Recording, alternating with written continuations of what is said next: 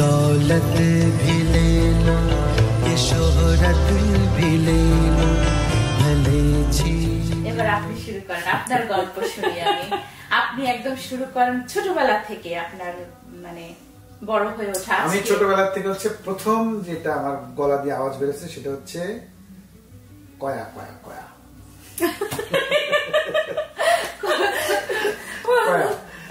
মানে প্রথম এটা না বাবা না মা কয়া কয়া। তারপরে প্রথম গান হচ্ছে আলো আমার আলো। ও ওয়াও। এটা যখন আমি গাচ্ছি তখন আমি কথা বলি না, তখন আমার বড় ভাই বলছে যে ও গান গায়, মানে একেবারেই মানে বাচ্চা। তো আলো আমার আলো গাচ্ছি তখন বোঝা যাচ্ছে যে আমি গান গাই। আচ্ছা। তারপরে আমি যখন আমার বয়স যখন 4, আমি মানে কথা বলা শিখে গেলাম, তখন আমি একটা গান আমি গাইতে শুরু করলাম, সেটা হচ্ছে যদি তুমি না এই গান কোনদিন শোনো সতীনাথ। আচ্ছা।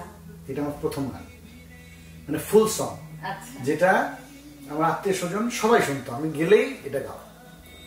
তারপরে শুরু হলো মান্নাদের গান, যেমন লাল মেহেদি নকশা হাতে, ও চাঁদ সামনে রাখো পেছনাকে। তারপরে আপনার হিন্দি গান, মোহাম্মদ রফির কিছু গান, পুরোনো দিনের সিনেমার, এগুলো ফ্যামিলির যারা শুনতো আমি ওগুলো শুনতাম, গাইতাম।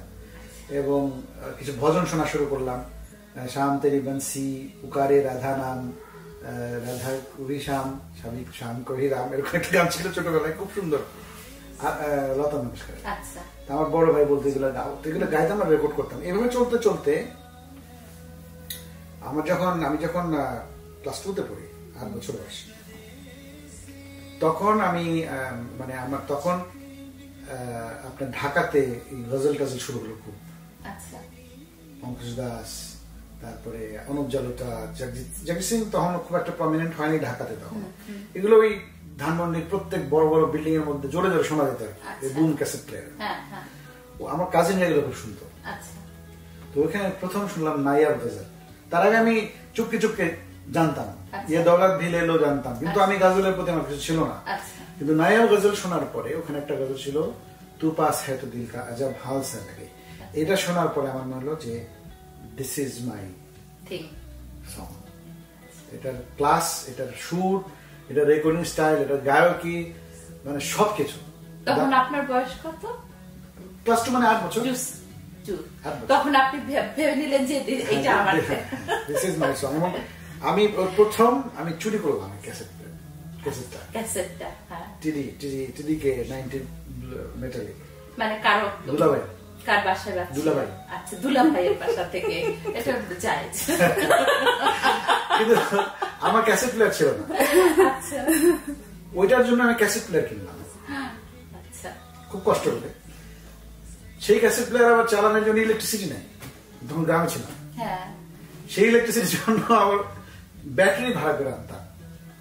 এবং পরে আমি এই আপনার দিলকুশা বাণিজ্য এলাকায় গিয়ে আমার বড় ভাইকে দিয়ে ব্যাটারি কিনে এনে, আমাদের যে বাসায় যে কাজের লোক ছিলেন ওকে দিয়ে 2টা ব্যাটারি চার্জ করে করে শোনাতাম। এইভাবে আমার গজল শুরু হয়। পঙ্কজ গান দিয়ে শুরু করি এবং খুব গাওয়া শুরু করলাম। এখনো আপনি যদি আমাদের দেশের বাড়িতে যান, ওরা সবাই গজল জানে। আপনি যে কোনো গান গাইতে গেলে বলবে যে গজল শোনা। ওরা এখনো মানে বিকজ অফ মি, আমি মাইক ভাড়া করে এনে পঙ্কজের সাথে গান গাইতাম। ও গাচ্ছে আমিও গাচ্ছি, এরকম ছিলাম আমি, পাগলের মতো সারাদিন। তো ওইটার পরে আস্তে আস্তে যখন ইন্টারমিডিয়েট পড়ি, তখন আমার চিত্রা সিং এর গানের প্রতি আকর্ষণ বাড়ে। ওখান থেকে আমি জগজিৎ সিং এ যাই। জগজিৎ সিং শেখার পরে আমি মেহেদী হাসানকে আমি আগে শুনতাম, ওর ফিল্মের গান শুনতাম, কিন্তু ওই সময় আমার মেহেদী হাসানের কিছু আসল গজলের প্রতি আমার মানে নজর পড়ে। জো চাহতে হো সো कहते हो, এ খালিশ কো হাসিলে উমরি রাওয়া, খুব দারুণ দারুণ গজল আছে একটা প্রায়। মানে ওগুলো যখন আমি শুনলাম ইন্টারমিডিয়েটের পরে, তখন আমি পড়াশোনা ছেড়ে দিয়েছি। আমি 4 বছর পড়ি নাই, পড়াশোনা করেন নাই, জাস্ট গান গাইছেন। এটা কেউ জানে না। বাসায় কেউ কিছু বলে না? আমি ছোট ছিলাম, আমাকে কখনো কেউ না বলে নাই। আমি পুরো সব গোষ্ঠীর মধ্যে ছোট, তো যাই ইচ্ছে তাই করতে পারতাম, হানো পারি। আমি আমার কাছে যা বলবো আম্মা বলবো করো কি, এরকম। তবে 4 বছর একদমই পড়ি নাই। ইন্টারমিডিয়েট শেষ করার পরে 4 বছরের পড়াশোনা করেন? আমি তখন গান গাওয়া শুরু করলাম, গান শেখা শুরু করলাম, সারা রাত ধরে গান শুনি, 18 ঘন্টা 19 ঘন্টা গান শুনি। মোটরসাইকেল ছিল, টোটো করে ঘুরে বেড়াই, শুধু গান নিয়ে থাকি। এর ছাদে গান গাই, ওর বাড়িতে গান গাই, ওর ড্রয়িং রুমে, ওর কলেজে নিয়ে গেল রাত্রেবেলা, ওই স্টুডিওতে বসে আছি। এই ছিল আমার লাইফ। এবং আপনার পুরাটাই গজল নিয়ে। আচ্ছা, বুঝছেন, পুরান টাউনে যাওয়া এবং বড় বড় মানুষের সাথে আমার পরিচয় হয়েছে তখন। আপনাদের বাসাটা কোথায় ছিল? রামপুরাতে। আচ্ছা, ওখান থেকে ধরেন আমি রাতে এক জায়গায় গান গাচ্ছি ছাদে, অথবা সারাদিন রাত গজল করতাম। তো ওই 4 বছর মানে আমি যে এখন যে এত গজল আমি জানি, এটা আসলে একটা ঐশ্বরিক ব্যাপার ছিল। কেন আমি বলি শুনে, ওই গানগুলো আমার কাছে আসার কথা না। আপনি মেহেদী হাসানের এমন এমন গান আমি জানি যেগুলো পাকিস্তানিরা জানি না, মানে পাকিস্তানিরা কেন ইন্ডিয়ানরা জানে না। আমি সেটা শুনছো না, শুনি অবাক হয়ে যায়, কারণ যেটা আছে গান মাস্টার লেভেলের সিঙ্গার। এই যে আমি ওনাকে 2 ঘন্টা 2.5 ঘন্টা যে গানগুলো শুনেছি, ওগুলো পুরাটাই রাগ সঙ্গীত, এর উপরে বেসিস করে। এবং রাগ সঙ্গীতকে যে ওইভাবে গাওয়া যায়, এটাতেও জ্ঞানী মানুষ উনি ওটা ধরে ফেলছেন। ও বাবা, এটা কি, এটা কোত্থেকে আসলো, কখন শুনছো, এটা কোত্থেকে শিখলা, কিভাবে হইলো। তো এগুলো আমি কলকাতায় গেছি, কলকাতায় গিয়ে যতগুলো মার্কেট ছিল ছেড়ে ফেলছি। ওখান থেকে ধরেন 20টা 25টা ক্যাসেট, সুর বিচিত্রা, গানের ডালি, তারপরে এগুলোর থেকে এলপি রেখে আমার এখন আছে এত এত ক্যাসেট। তো ওগুলো সব রেকর্ড করে আমি গান শুনতাম। এইভাবে আমি গজল শিখছি 4 বছর। মানে আপনি কোনো টিচারের কাছে গিয়ে না, ওই সময় মানে গানটা আমি টিচারের কাছে শিখি। ওই সময় আমি চেষ্টা করছি। আমি যেমন ঢাকাতে আমি গান শিখতে গেলাম, নিপা আছে না আমাদের ডান্সার, হাই রেসপেক্ট, আমি পুরো নামটা জানি না, আমাদের নিপা ডান্স করে টপ ক্লাস, তো আর্টিস্ট, ওনার স্কুলে গেলাম, গিয়ে দেখলাম যে ওখানকার যে রবীন্দ্রসঙ্গীত শিক্ষক, উনি আমাকে আলাদা করে বাসন দিয়ে গেলেন। 6 মাসে দেখলাম যে উনি আমাকে রবীন্দ্রসঙ্গীত শেখাচ্ছেন। আমি শুনে দেখে তো আমার গান না, ওখানে শিখলাম দক্ষিণ হাওয়া জাগো জাগো, ওগুলো অনেক গান শিখছেন। তো আমি একটু ছেড়ে দিলাম। ওখান থেকে গেলাম ছায়ানটে, আমি ছায়ানটে 1 বছর পড়ছি। ছায়ানটে নজরুলগীতিতে গেলাম, দেখলাম গান শেখায়, ক্লাসিক্যাল শেখায়। ওটা আমার দরকার নাই, ক্লাসিক্যালটা আমার দরকার। ওইখানে আলী FM রেজওয়ান নামের একজন টিচার আসলেন, বাংলাদেশি কিন্তু বড়দাতে। উনি কি নাম? আলী FM রেজওয়ান। আচ্ছা। উনি দেখলাম যে এই প্রথম দেখলাম একজন বাংলাদেশি যে নাকি সারগান করাচ্ছে, এবং সত্যিকার ক্লাসিক্যাল বলতে যেরকম মনে হয়, হ্যাঁ সিনসিয়ার টিচার, অনেকগুলো পড়া দিয়ে দিল, বুঝছেন। ওনাকে আমি যে বললাম স্যার 1 দিন 2 দিন ক্লাস, তারপরে যে বললাম যে স্যার আমাকে আপনি শেখান। সে বললো যে না, তুমি স্কুলের ছাত্র, আমি তোমাকে নিতে হবে না, কিছুতেই সে রাজি না। আমি তাই বলছেন আপনি আমার বাসায় শেখান, আমি স্কুলেও আসবো, ছায়ানটেও আসবো। সে কিছুতেই রাজি না। তখন আমি বললাম ঠিক আছে তাহলে স্যার আমি ছায়ানটে বাদ, আপনি বাদ। তখন সে আমাকে ছায়ানটেও না আসো, তাহলে আসো। ওনার কাছে আমি তখন তালিম নিতে গেলাম। সেই সকাল 7টার সময় যেতাম, যেতে যেতে 8টা বাজতো। আমাকে উনি হাতের উপরে যোগদান করাতো, উনি করে বসে থাকতাম 1 ঘন্টা। 9টার সময় উনি আমাকে আপনার স্ট্যান্ডিং প্র্যাকটিস করাতো আধা ঘন্টা পরে তারপরে উনি আমাকে পাল্টা বলে, এটাকে ফার্স্ট প্র্যাকটিস, ওইটা করাতো। এর মধ্যে ব্রিদিং এক্সারসাইজ করাতো, করতে করতে 1টা 1:30টা পর্যন্ত। মানে গান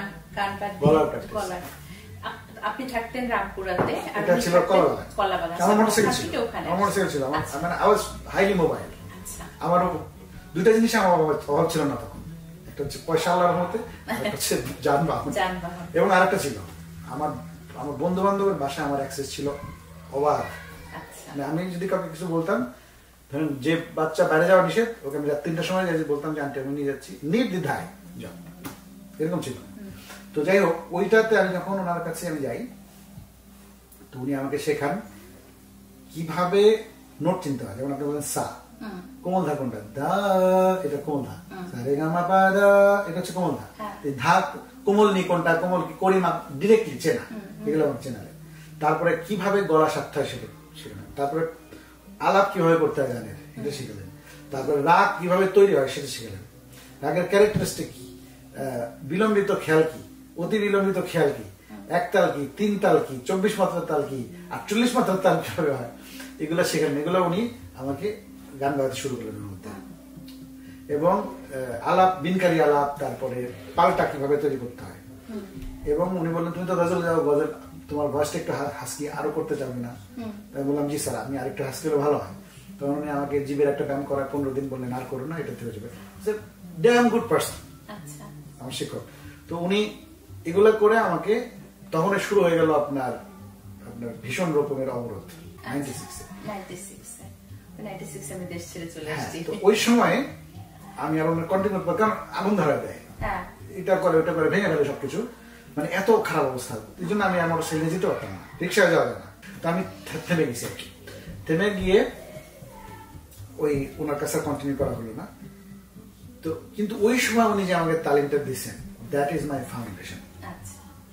কিন্তু তার আগে তো আমি গান শিখছি, আমি কিন্তু তখন মেডিসিনের গান ফুললি ভার্সড, গান কিভাবে তুলতে হবে, কোন জায়গায় কাজটা কেন হচ্ছে, ওনার একই গান 10 ভাবে গাইছেন উনি, ওইটা কিভাবে করতে হবে, সারা দিন রাত গাইতাম।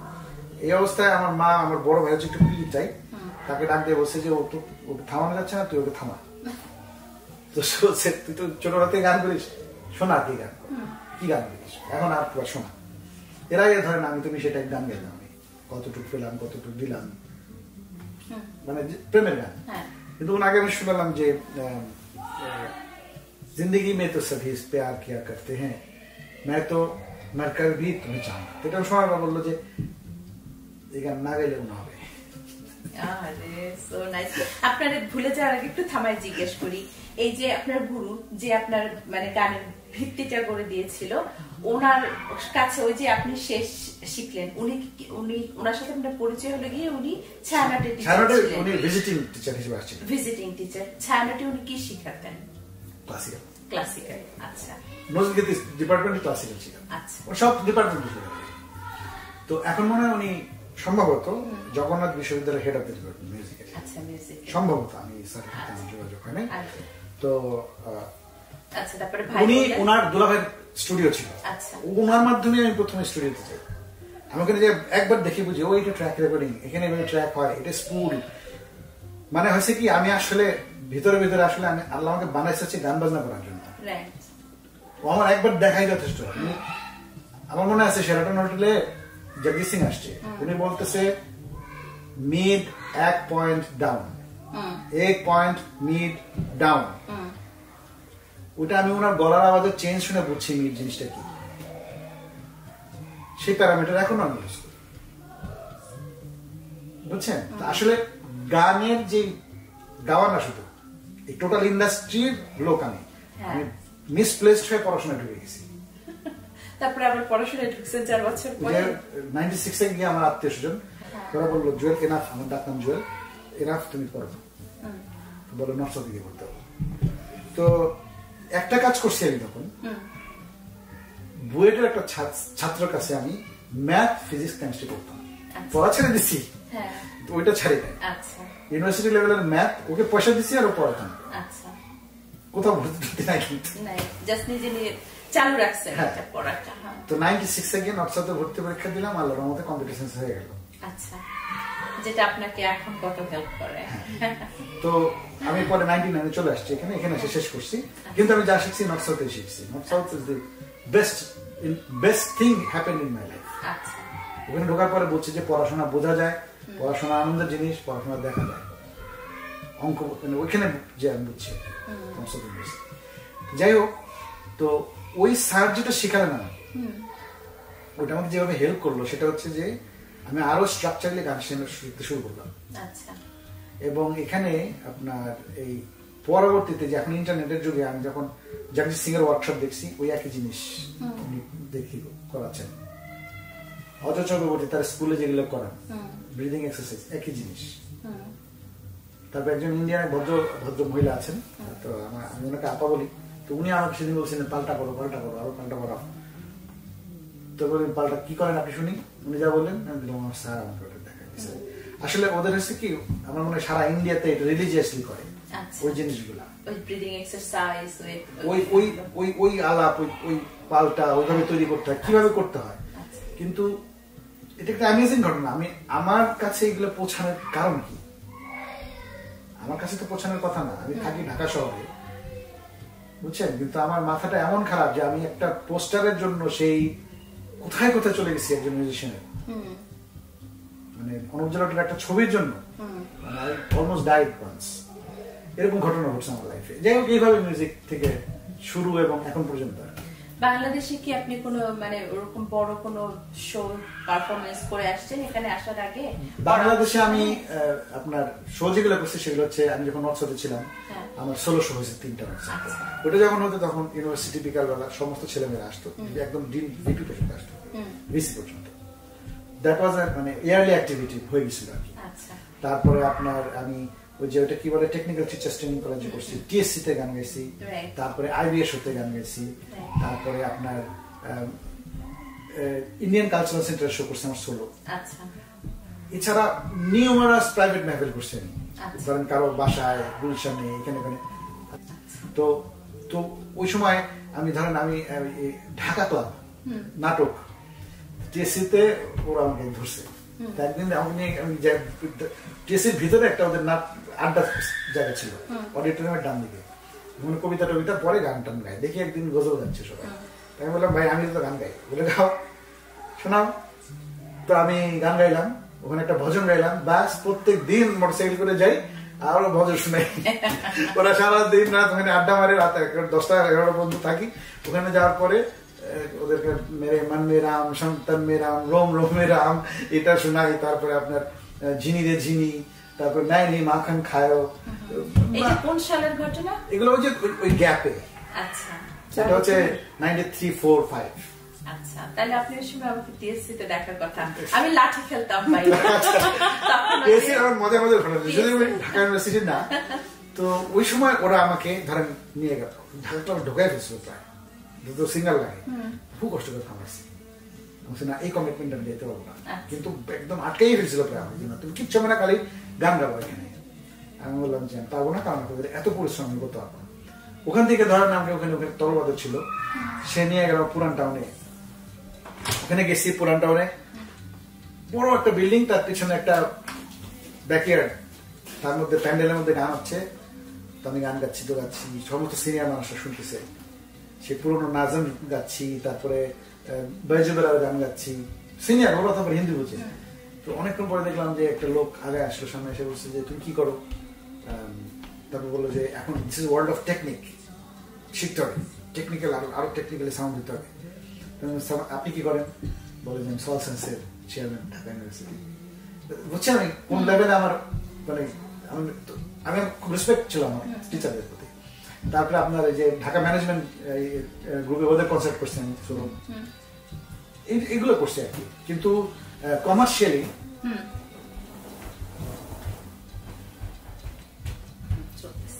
কমার্শিয়ালি কোনোদিন রেকর্ড করিনি।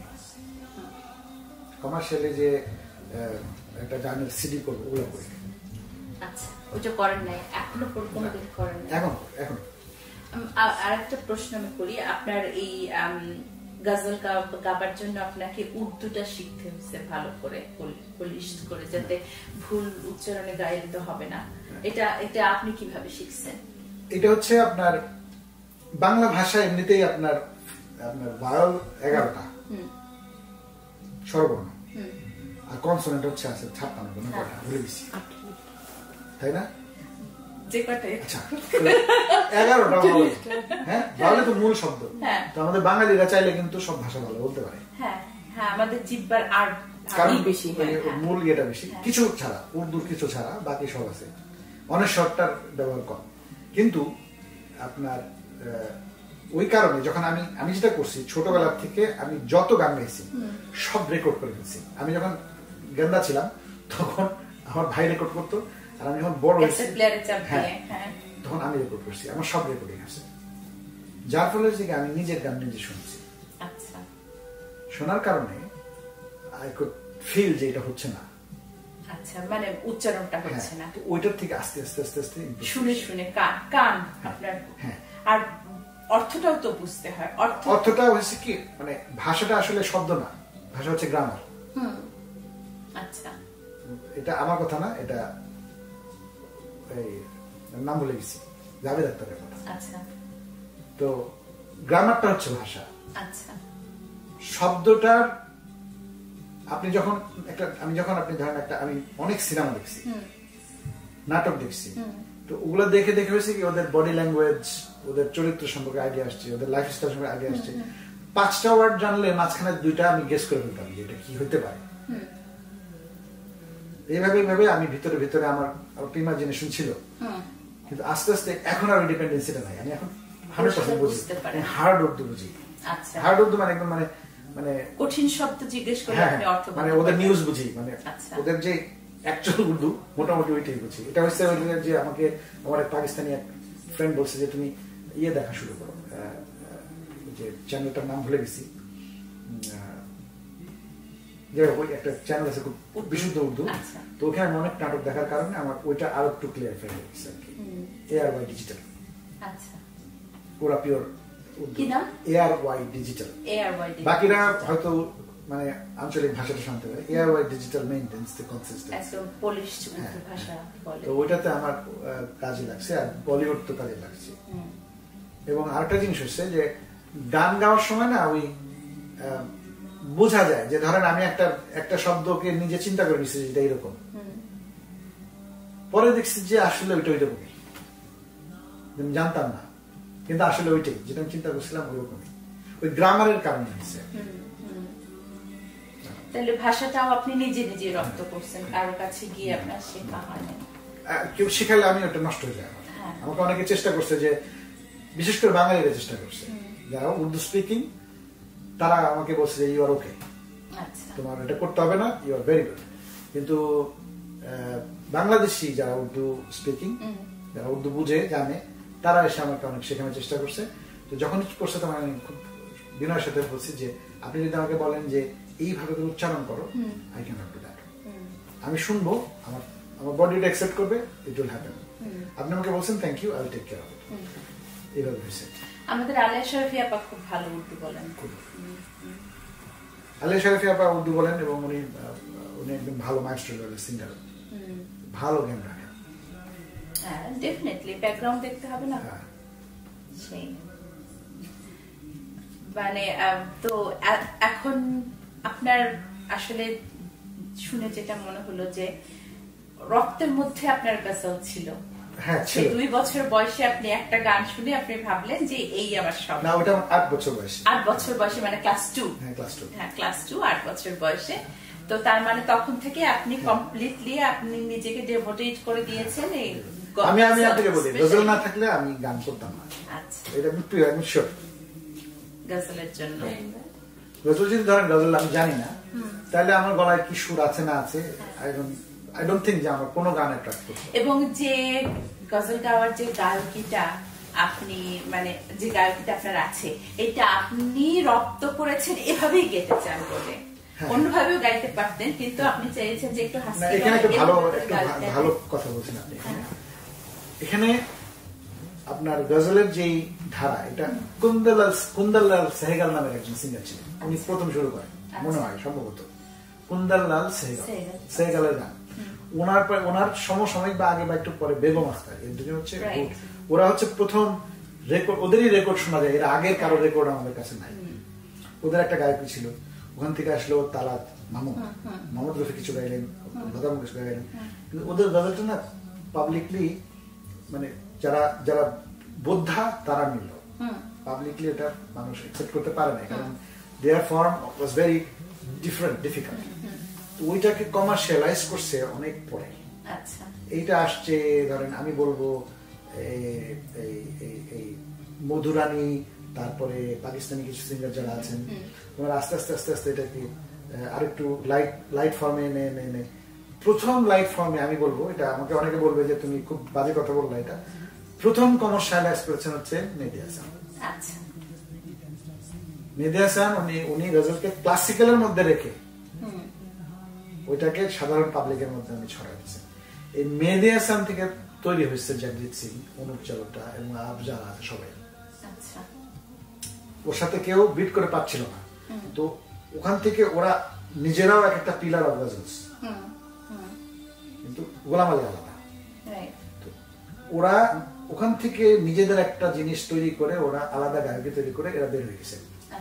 এই নতুন জেনারেশন কন্টেম্পোরারি গজল সিঙ্গার যারা, এরা হচ্ছে আমার স্পিরিচুয়াল গুরু ইন গজল। বেগম আখতারের গান আমি শুনি, আমি মাঝে মাঝে গায়ও, কিন্তু ওই স্টাইল আমি ফলো করি। আমি ফলো করি এদের স্টাইল, মেহেদী হাসান এবং তার ছত্র সাহেব নিজে যারা আছে। এখন এই এক একজন সিঙ্গার তাদের 4টা-5টা করে স্টাইল আছে। যেমন জাগজিৎ সিং এর 4টা স্টাইল আছে গান করার। একটা হচ্ছে উনি বৈঠকি স্টাইলে গান করেন, আর একটা উনি ইনস্ট্রুমেন্টাল গান করেন, আর একটা উনি খুব লাইট ফর্মে গান করেন। লাইট ফর্মে মানে হচ্ছে একদম সিনেমা স্টাইলে গান করেন। আর একটা উনি হচ্ছে নাজম করেন। নাজম হচ্ছে কবিতা, কবিতাকে গান হিসেবে গান। আর ভক্তিমূলক গান তো আছে। এই 4টার থ্রোয়িং তার 4 রকম।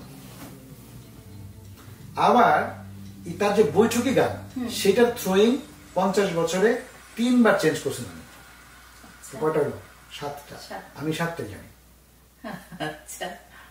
আমি আপনাকে ডেমো দিয়ে বলে দিতে পারবো এই যে এইখানে এত সালের থেকে উনি এত সাল পর্যন্ত এইভাবে গেছেন, এখান থেকে উনি এইভাবে চেঞ্জ করছেন, এই ইনস্ট্রুমেন্ট চেঞ্জ হয়েছে, এই ধরন চেঞ্জ হয়েছে, গানের এইভাবে ব্যাহের চেঞ্জ হয়েছে, এইভাবে গজলের স্টাইল চেঞ্জ করে উনি এখানে এসে পড়ে গেছিলেন, এখানে এসে উঠছেন। এটা আমি জানি।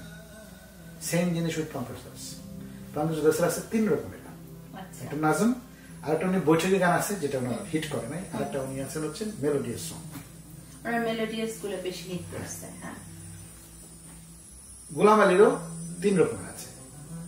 একটা হচ্ছে রেকর্ডেড, আর একটা হচ্ছে লাইভ, উনি র একটা গান করেন। এটা হচ্ছে ওনার সেকেন্ড। থার্ড আর একটা হচ্ছে উনি একটু খুব মানে মেলোডিয়াস করে লাইভেই করেন, কিন্তু অত কাজ করেন না, ওইখানে ওনার প্রজেকশন ডিফারেন্ট। এখন এই যে অনুপ জালোটার আরেকজন, সে আর এক পিলার অফ গজল এবং ভজন। এখন ধরেন একটা গান জিন্দগি মে তো সবই প্যার কিয়া, এটা মেহেদী হাসান গেছেন 4 ভাবে 5 ভাবে। আবার ওই যে मैं नजर से पी रहा हूं, এটা প্রথমে গেলেন হচ্ছেন মেহেদী হাসান, গেলেন मैं नजर से पी रहा हूं, এই সুর। ये समा बदल ना जाए, এটা জন্য সুর। ওইটা গিয়ে গোলাম আলী গেলেন मैं नजर से पी रहा हूं, ये समा बदल ना जाए, এটা। সেটাকে আবার অনুজালাতে গেলেন मैं नजर से पी रहा हूं, ये समा बदल ना जाए, এভাবে। তো এরকম এক এক সিঙ্গার এক একভাবে গাচ্ছেন, আবার এক এক স্টেজে নিজেরই আবার বিভিন্ন ভাবে গাচ্ছেন। এখানে প্রশ্ন থামাই আপনাকে, এই যে এক গজল যে বিভিন্ন জন যে বিভিন্ন রকম করে গাচ্ছে, এভাবে এই পরিবর্তনটাতে কোনো অসুবিধা নাই? লেখা সুর জারি হোক না কেন, বিভিন্ন গজল শিল্পীরা এই নিয়ে তাদের মতো করে ভেঙে চুরে গাইতে পারে। ময়া আয়না জাকসেলাস 10 ভাবে আছে, 10 জন গাইছে। কেন জিজ্ঞেস করলাম, যেমন রবীন্দ্রসঙ্গীত 100 বছরের আগে একটু কিছু চেঞ্জ করা যায়নি, রাইট? এটা অনেক কঠিন, কিন্তু এটা তো এই জিনিসটা না। যেমন ময়া আয়না জাকসেলাস আমাদের রোনাল্ডো লাগাইছেন, ওনার নিজস্ব ভাষণ আছে। তারপরে যে মুঝে তুম নজর সে রোনাল্ডো লাগাইছেন, উনি নিজস্ব ভাষণ। তারপরে ও লাল মেরি রোনাল্ডোর গান সারা দুনিয়ার মানুষ বিভিন্ন ভাবে গায়, বিভিন্ন সুরে গায়, বিভিন্ন ভাবে আলাপ টালাপ করে নানান ভাবে গায়, অনেকে তো ওনাকে একনোলজি করে না, কিন্তু আসলে গানটাও না। তো যাই হোক, এই যে এতগুলা গান, ওই যে 4 বছর আমি পড়ি নাই, তখন এইগুলা আমি মোটরসাইকেলে যখন চড়তাম তখন আমার কানে গান থাকতো। তো ওই সবগুলো শুনে শুনে আমার ওই ভিতরে যখন আমি একটা জিনিসটা লার্ন করলাম, ডিফারেন্সটা বুঝলাম, আমার নিজস্ব একটা প্রজেকশন, আমারও 3-4টা প্রজেকশন আছে এখন। আপনি তখন তৈরি করে নিলেন, আমার নিজের থ্রোয়িং আছে এখন। তো এইটার সাথে যেটা আমার সবচেয়ে উপকার আসছে, ওই স্যারের কাছে আল্লাহর মতে উনি আমাকে স্টুডিওতে নিয়ে যেতেন। ওখান থেকে যখন আমি ট্র্যাক রেকর্ডিংটা বুঝলাম, তখন আমি ওই জিনিস ভাড়া করে লার্ন করা শুরু করলাম। তখন 1300 টাকা লাগতো, অনেক টাকা, কিন্তু ওই 92-3-তে 1300 টাকা পার স্টুডেন্ট, লট অফ মানি। আমি ওই প্যানেল ভাড়া করে আনতাম, এনে ওইটা গুটায় শিখতাম, চি শব্দ করতো, মানে বহু কিছু করছি আমি। করে করে করে করে আমি এই জিনিসগুলো শিখে তারপর মনে হলো যে আমার একটা জিনিস জানতে হবে, সেটা হচ্ছে গিটার। এই জিনিসটা আমি ফর্মালি শিখছি। ওনার নাম হচ্ছে লিটন অধিকারী, লিটু, খুবই দারুণ একজন টিচার, খ্রিস্টান ভদ্রলোক। ওনার কাছে আমি গেলাম, উনি আমাকে গিটার কিভাবে বাজাতে হয় দেখাই দিলেন। তা আমি ওনার কাছে 9টা লেসন নিলাম, সুপার টিচার, এবং আমি শিখলাম কিভাবে কর্ড তৈরি করতে। এখন আমার গিটারে কোনো কর্ডের সমস্যা নেই, আমি যে কোনো গানের যে কোনো কর্ড করতে পারি। যদি কারো হেল্প লাগে তখন বলে যে এটা বাজাও, মানে একজন ব্যান্ডের লোক আমার সাথে বাজাতে পারছেন না কারণ ওটা ওনার জানলো না, আমি তখন বলে দেবো ভাই এই কর্ডটা বাজাও। ওই নলেজটা দরকার ছিল, ওইটা নিলাম। এই সব মিলায় আসলে I was destined to be what I am today, মানে আমি যেটা করে আসছি তা না, আমি I cannot put it together. আপনি আসলে সেই আপনার 8 বছর বয়স থেকেই আপনি আপনাকে তৈরি করতে শুরু করেছেন। আজকের কোনো টার্গেট ছিল না, It's just happened. হ্যাঁ, it just happened. যেমন এই যে আমি এখন যে শোটা করছি এটা কিন্তু হ্যাপেন, এটা আমার আগের প্ল্যান ছিল না। আমার আগা খানের ডেট ছিল, আমি হঠাৎ করে বললাম করবো না শো, আগা খানের শো করবো না, ডেট ক্যান্সেল করে দিলাম। লিসা বললে এখানে না, আমি বললাম ডেট পাওয়া যাবে না, বলে অ্যাপ্লাই করো, করলাম, বলে যে ওই দিন আছে, দেখেন বলে যে করো করো করো, এই যে এখন এই পর্যন্ত এসে অস্থির বসে আছি। না সেটা হয়ে যাবে, ভালো হয়েছে। মানুষ তো বড় জায়গাতেই যাওয়া উচিত ধীরে ধীরে, তাই না? আই থিংক খুব ভালো হয়েছে। তাহলে আপনার ভবিষ্যৎ পরিকল্পনা কি মিউজিক নিয়ে? ভবিষ্যৎ পরিকল্পনা হচ্ছে এই যে সেদিন আমাকে একজন জিজ্ঞেস করতেছিল গলা শাখা, আমি অনেক টেকনিক্যাল সময় দিচ্ছি টেকনিক্যালি, বা এখন আমি একটু গলা শিখতে চাই। 1 2 আমি নিজে কম্পোজ করি, আমার অনেক কম্পোজ করা গান আছে, এগুলো আমি ফর্মালি একটু রেকর্ড করতে চাই। 2 3 হচ্ছে আমি গজলের যারা যন্ত্রী, যারা একদম মানে টপ ক্লাস রেকর্ডিং, আমি ওখানে গিয়ে রেকর্ড করতে চাই। কমার্শিয়াল কারণে না, ফর মাইসেলফ। সেটা অবশ্যই ছিল বোম্বেতে। আমি ওদের সাথে যোগাযোগ করছি, দে সেড কাম, আমাদের এখানে আসো। তো আমার যেমন যারা গজলের জগজিৎ সিং এর হ্যান্ডস, ওনাদের সাথে যোগাযোগ করার পর ওনারা বলছে তুমি আসো, will play with you and then see, এবং তুমি যদি টরন্টোতে করো তাহলে আমরা যাবো, আগে তুমি আসো, তুমি এসে পরিচয় হও। তো this is a very good thing for me. আর একটা হচ্ছে যে আমার আসলে যেটা আমি চাই সেটা হচ্ছে যে আমি চাই যে আমি একটা শো করবো জিটিএ ওয়াই, এবং people will wait for that show. বুঝলেন? এটা আমি আল্লাহকে বলছি, এটা ব্যবস্থা করে দেন, এটা আমি সবাইকে বলে দিলাম। সেটা হচ্ছে যে আমি একটা গজলের শো করবো, যারা গজল শুনে সবচেয়ে বড় হবে, সবচেয়ে ভালো মানে সাউন্ড এবং লোক দিয়ে, এবং মানে সুপার ডুপার শো হবে, এবং they will come enjoy and go, they will wait for it. যে কটা বছর আমি গান গাইতে পারবো আমি এটা চাই, এটা হচ্ছে আমার। বছরে একটা শো করবেন, একেবারে কোয়ালিটি শো করবেন। গজল প্রেমীদের জন্য কিছু বলেন। গজল প্রেমীরা যারা, তাদের সময় কিছু বলা নেই, এরা এক এক ধরনের এক একটা ধুনের মধ্যে থাকে আর কি, মানে ওদের চিন্তা ভাবনাটা হচ্ছে অন্যরকম। গজল যারা বুঝে তারা হচ্ছে আপনার একটু মানে বিদ্রোহী টাইপ মানুষ হয়। গজল বুঝতে হলে সবার আগে অর্থটা বুঝতে হবে, ওইটা না বুঝতে পারলে অর্থ তো বুঝতে হবে, এবং আপনাকে হতে হবে, আপনাকে খুব সেন্স অফ হিউমার খুব ভালো থাকতে হবে। 1 2 আপনাকে থাকতে হবে যে আপনি অ্যাটিটিউড থাকতে হবে যে আমি তোমার কাছে মাথা নত করলাম, কিন্তু এটা আমার ইচ্ছাই করছি, not because you force me. বিদ্রোহ আছে, আবার এটা আছে যে না আপনি সত্যি সত্যি বাধ্য হয়ে করছি মাথা নত, মানে এই ধরনের অ্যাটিটিউড থাকতে হবে। খুব বুঝে মানে অল্প কথায় অনেক কিছু বলে ফেলে, তো ওই পার্সপেক্টিভটা থাকতে হবে মাথার মধ্যে।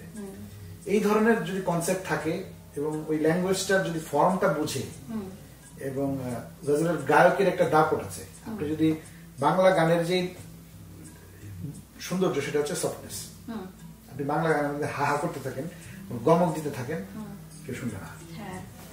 আর ওই বাংলা গানের মতো করে যদি আপনি গজল গান, তাহলে গজল কেউ শুনবে না।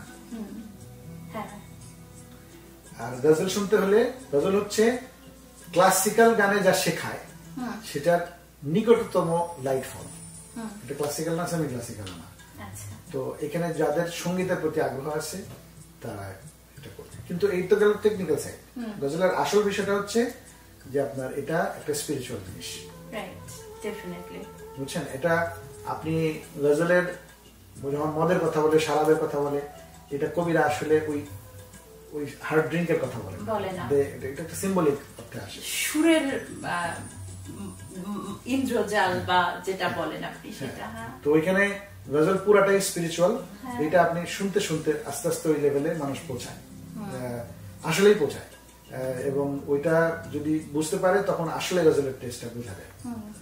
যেমন আপনার রবীন্দ্রনাথের পূজা পর্যায়ে কিছু গান আছে, বলেন না পূজা পর্যায়ে, তো আমি ভাবতাম যে পূজা পর্যায়ে মানে হয়তো কীর্তন, হয়তো যেহেতু পূজা বলছে কীর্তনের মতো, কিন্তু আমি দেখছি না, খুবই অ্যাবস্ট্রাক্ট কথাটা। তোমার নতুন করে পাবো বলে হারাই ক্ষণে ক্ষণ, কাকে পারবো আমি বলতেছেন ওগো মোর ছিল একটা কথা আর কি। তো এটা গার্লফ্রেন্ড হইতে পারে, আবার উনিও হইতে পারে। তো ওই রকম গজলের মধ্যেও আপনার সবগুলার কথা, যে কোনো গজল স্পিরিচুয়াল আসলে।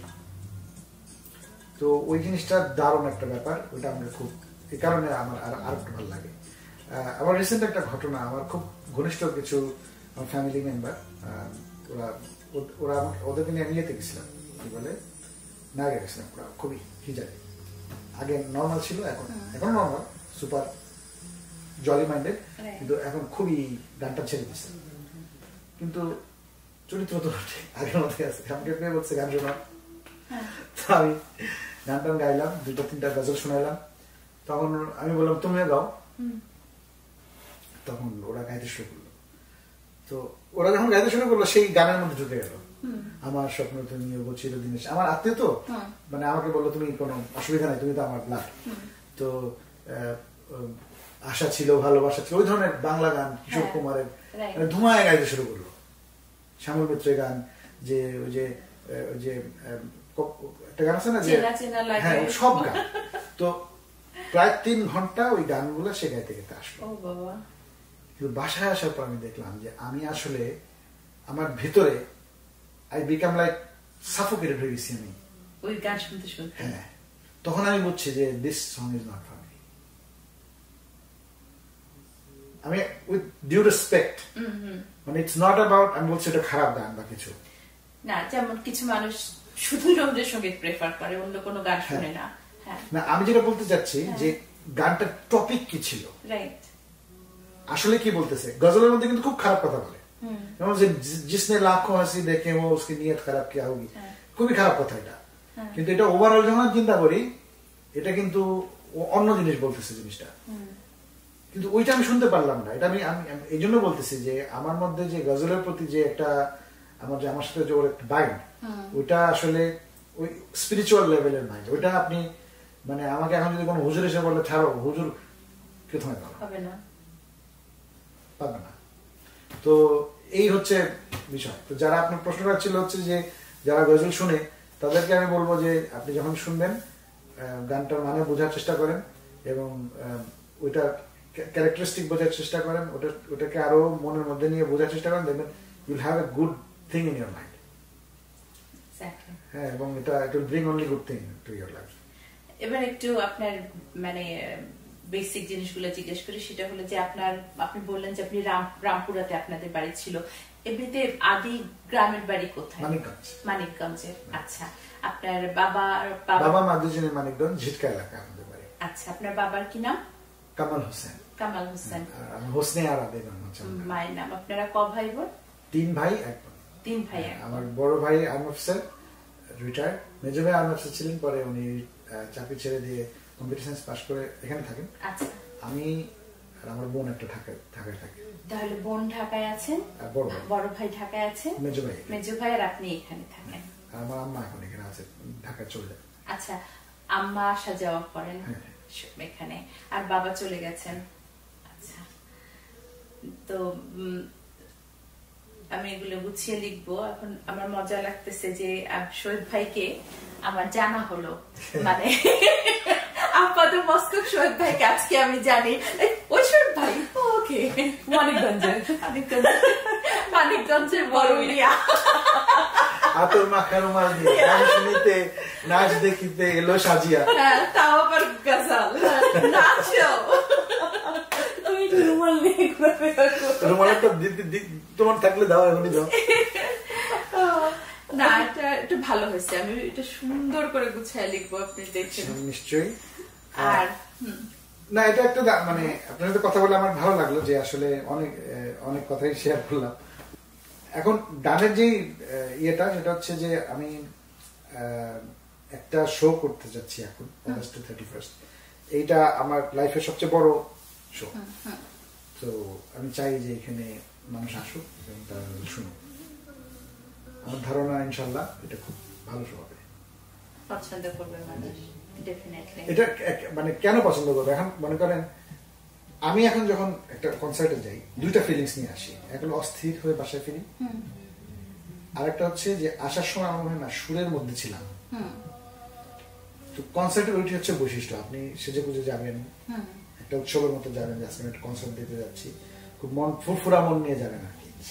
তারপরে ওখানে আমার ফ্লুট প্লেয়ার আছে, সন্তুর প্লেয়ার আছে, কিবোর্ডিস্ট, বেস গিটারিস্ট, তবলা, ঢোলক, গিটারিস্ট, ভায়োলিনিস্ট, তো সবকিছু শুনবেন। এরপর আগে হাজবেন্ড কি বাজাবে ওখানে? না, ও ওই দিন ইয়েতে চলে যাচ্ছে, ওর আর একটা কোন একটা কনসার্ট আছে, ও থাকতে পারতেছে না। কিন্তু আমার ভায়োলিনিস্ট আছে, যেটা গজলে আরো অ্যাপ্রোপ্রিয়েট। তো ওই রেজোনেন্সটা থাকবে। আপনি যদি লয়, সুর, তাল, রেজোনেন্স থাকে 3 ঘন্টার মধ্যে যদি আপনি বসে থাকেন, আর আমরা ফ্ল্যাকচুয়েট করি না, আমি 30 মিনিট সেম সিমিলার জিনিস রাখি, তাহলে আপনি কাম হয়ে যাবেন, ওই কামনেস নিয়ে আপনি বাসায় ফিরবেন। আর আমি টিকিটের প্রাইস রাখছি খুবই রিজনেবল, এটা স্টার্টস ফ্রম $30, মানে ওই হলে এটা খুবই কম, because I am not making money. 30, 40, 50, সামান্য কিছু টিকিট আছে 80 আর 100, 100টা মাত্র $80 টিকিট, ওটা অলমোস্ট হাফ আল্লাহর মধ্যে চলে গেছে। $80 আছে কত 200টার মতো টিকিট, বুঝছেন? তো দেখছি মানুষ অনলাইনে ওইটা থেকে কিনতেছে, আর বাকি যেগুলো 50, 40 আর 30, আমি মানে এটা এই জন্য করছি যাতে কারো কোনো অসুবিধা না হয়। আচ্ছা, না মানে ডেফিনেটলি। এবং এত বড় একটা পরিসরে আপনি গজল করতে যাচ্ছেন, এটা কিন্তু চারটিখানি না, এটা এটা এটা এখান থেকে আরো বড় হলে যখন যাব, আমাদের লোক দিয়ে আমাদের এই হল ভরতে পারে। এখন 1200-1300 তো হচ্ছে, রেল সাইড হচ্ছে না। এক্স্যাক্টলি।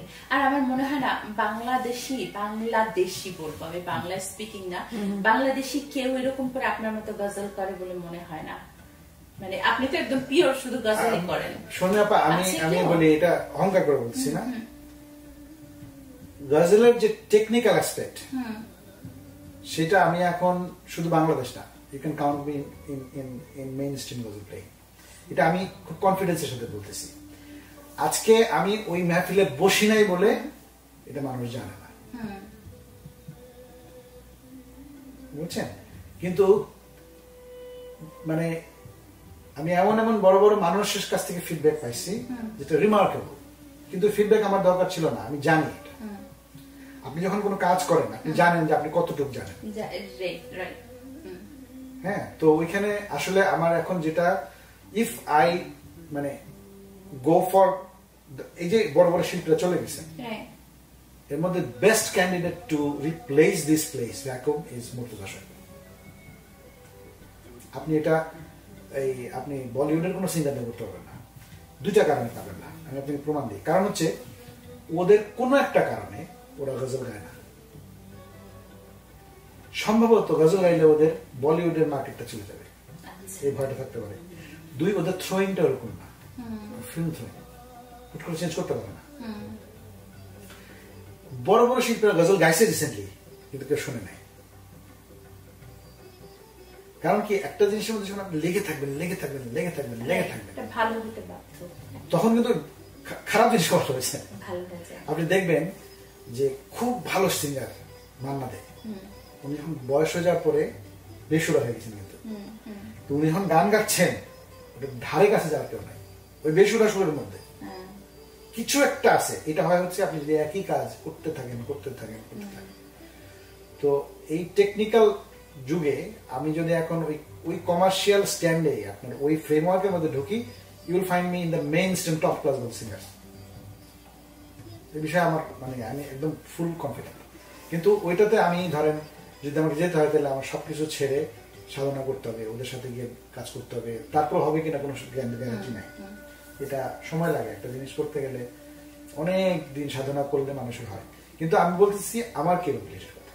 রাইট, আপনি কনফিডেন্ট আপনার জায়গাতে যে আপনি যেটা করবেন আপনি জেনে শুনে করতেছেন। এটা এই জিনিসটা আমি খুব ভালো করে জানি, কারণ মানে এমন ভাবে করছি আমি, মানে আমি যদি বলি যে আমি জগজিৎ সিং এর কাছে গান শিখছি, আমি গোলাম আলীর কাছে গান শিখছি, পঙ্কজের কাছে গান শিখছি, অনুজালটার কাছে শিখছি, এটা মিথ্যা কথা বলা হবে না।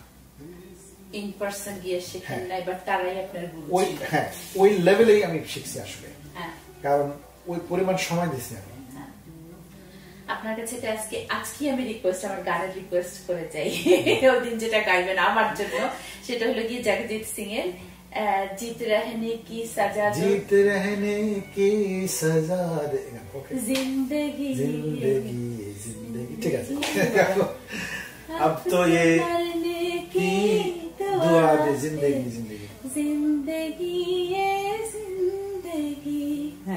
খুব সুন্দর গান, অসাধারণ কথাগুলা। হ্যাঁ আমার অলরেডি গুজবাম্পস হয়ে গেছে।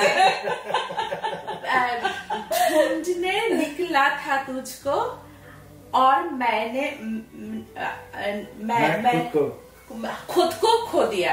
हाँ, মানে কিরকম কথা না, আপ মেরা পাতা দে জিন্দেগি জিন্দেগি, মানে আমি তোকে খুঁজতে বের গিয়ে নিজেকেই হারাই ফেলছি, এখন আমাকে তুই খুঁজে দে, মানে কি স্পিরিচুয়াল গান। কিন্তু এক্স্যাক্টলি এটা আপনি আপনার জীবন সঙ্গী নিয়েও চিন্তা করতে পারেন, কিন্তু একজন সাধক সে কিন্তু বলতে পারে যে আমি তোমার খুঁজতে খুঁজতে নিজেকে হারাই ফেলছি।